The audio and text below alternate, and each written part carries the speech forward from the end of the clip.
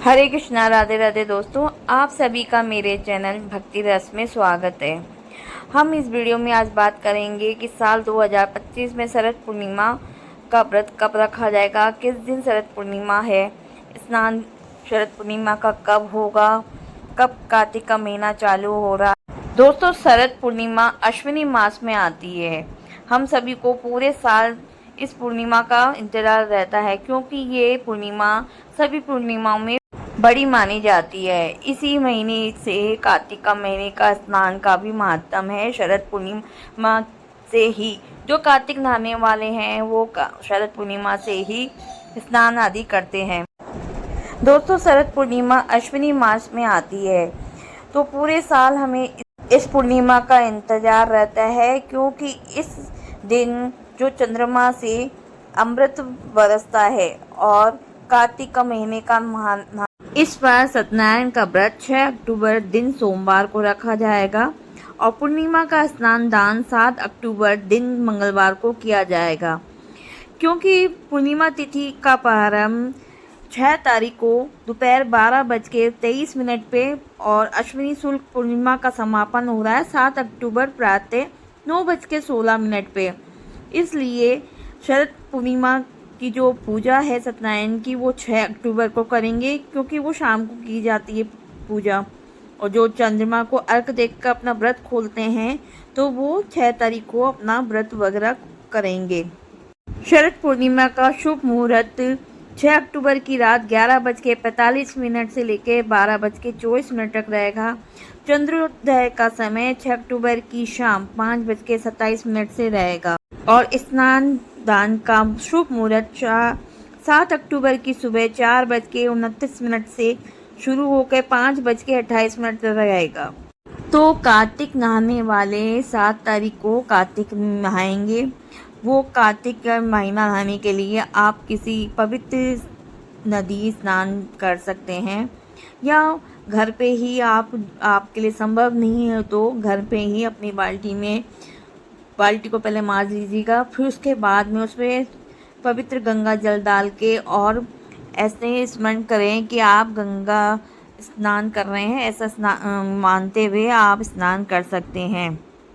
शरद पूर्णिमा के दिन चंद्रमा अपनी पूरी 16 कलाओं में रहता है, तो इस दिन चंद्रमा से कहा जाता है कि अमृत वर्षा होती है।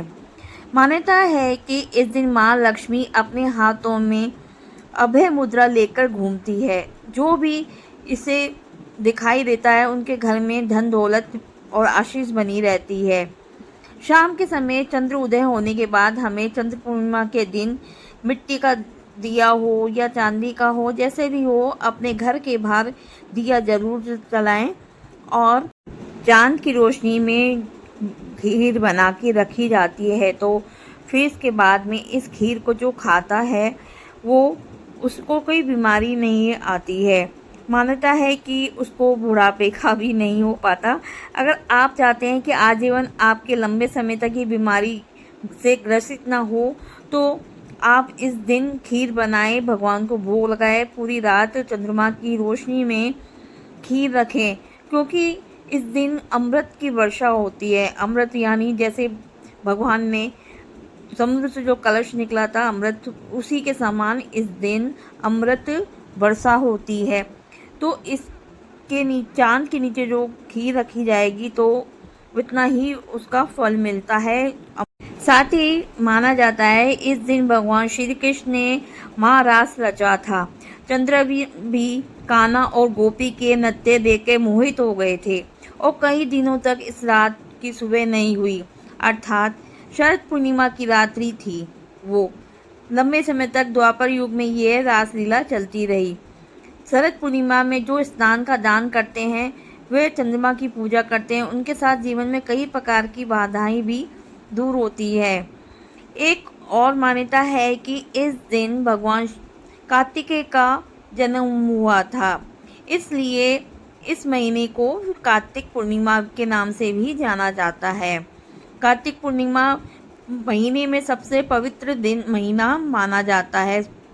जो इसमें कार्तिक महीने के में जो पूरे महीना जो नहाता है उसे स्वर्ग का वास प्राप्त होता है। एक अनेक पौराणिक कथा के अनुसार शरद पूर्णिमा के दिन ही रावण ने चंद्रमा की किरणों को दर्पण के माध्यम से किरणों को अपने नाभि में समाहित कर लिया था, जिससे उसे नव यौवन मिला और वह आजीवन नवयुवक की तरह ही रहा। दोस्तों, शरद पूर्णिमा के दिन महालक्ष्मी का प्रादुर्भाव हुआ था, इसलिए प्रत्येक वस्तु में माँ लक्ष्मी का वास माना जाता है।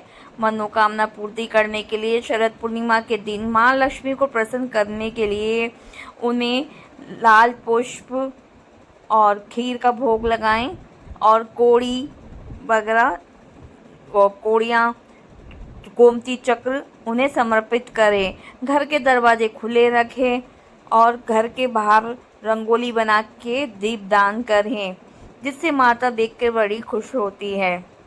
अब बात करते हैं हम कि शरद पूर्णिमा की रात को हमें कैसे पूजा पाठ करें, क्या करना चाहिए। तो देखिए, जब आप शाम के टाइम पे नहा लें एक बार और स्वच्छ कपड़े पहन लें, जो आपने भोग बनाया है खीर का, वो खीर को एक पात्र में ले लें, कटोरी में ले लें और भगवान जो आपके अगर ठाकुर जी हैं तो ठाकुर जी और लक्ष्मी गणेश जी, इन सब को एक बड़ी परात में रख के उन्हें शरद यानी चांद की रोशनी के नीचे ले जाइए और वहाँ शरद में उन्हें रखें और वहीं उनकी पूजा पाठ वगैरह करें, आरती गाएं, कुछ भजन गाएं, भगवान विष्णु और माँ लक्ष्मी की पूजा करें, आरती गाएं और माँ लक्ष्मी का जाप करें। कम से कम 11 बार तक आप माँ लक्ष्मी के मंत्रों का जाप करें। इससे माता की और भगवान विष्णु भोलेनाथ सबकी आप पे कृपा बनी रहेगी। इस दिन भगवान को श्वेत वस्त्र पहनाएं, श्वेत वस्त्र पहना के उसके बाद में ही चंद्रमा की रोशनी में रखें। जब उस श्वेत वस्त्र पे जब भगवान के ऊपर चंद्रमा की रोशनी पड़ती है तो उसका आभा ही कुछ और रहती है। साथ ही जो हमने खीर का भोग लगाया है, अगर आप खीर का भोग लगा पाते हैं तो खीर लगाएं। अगर किसी कारणवश आप खीर नहीं बना पाते तो कोई भी सफ़ेद मिठाई आप रख सकते हैं। कुछ जगह भूरा घी मिलाकर भी भोग लगाया जाता है।